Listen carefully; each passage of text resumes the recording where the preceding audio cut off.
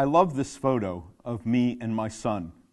We're actually at Ras Muhammad, coming out of the Red Sea. In my mind, not only do I look slim and svelte, but I feel like my ancestors coming out of Egypt, crossing the Red Sea. I know it's not exactly the same, but we Jews are very good at mythic memory. The reason I say this is, when we confront the story of the Exodus, the very story of Passover, we have a historic, scholarly problem. There is virtually no evidence that we Jews were in Egypt. There's virtually no evidence, with all those hieroglyphics, that we Jews were once slaves there. And if we look at the math, the story in the Torah tells us 600,000 left Egypt.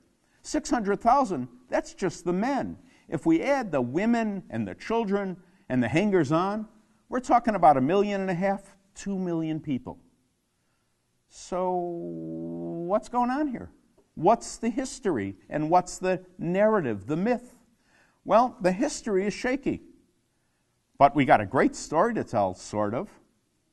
I mean, if we're making it up, why do we decide we're slaves? Why don't we say we're offspring of Pharaoh? Why don't we say we were once rich and princes? Why don't we say we were mighty warriors? Instead, the Passover story is how we were once slaves, and then God freed us from Egypt. Why would we tell a story like that? What does it say about the Jewish people that that's our narrative? The Talmud tells us something very interesting.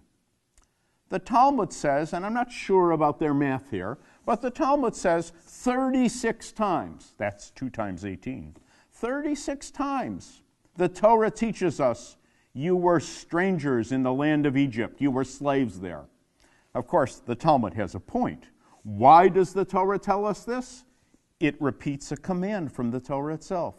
You were strangers in the land of Egypt, God says, therefore do not oppress the stranger.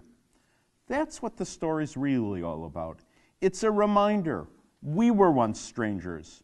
We were once the downtrodden. We were once on the cruel end of the whip.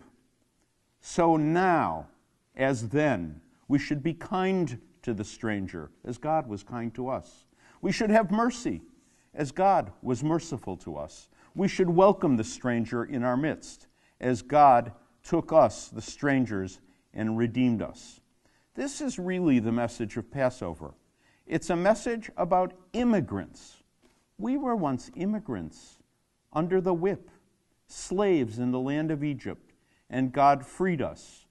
And therefore the command of Passover is, as it was then, now. Be kind to the stranger, be good to the immigrant. As we say in the Seder, let all who are hungry come and eat. Let all who have need come and celebrate our feast of redemption, that we may too be redeemed. Happy Passover.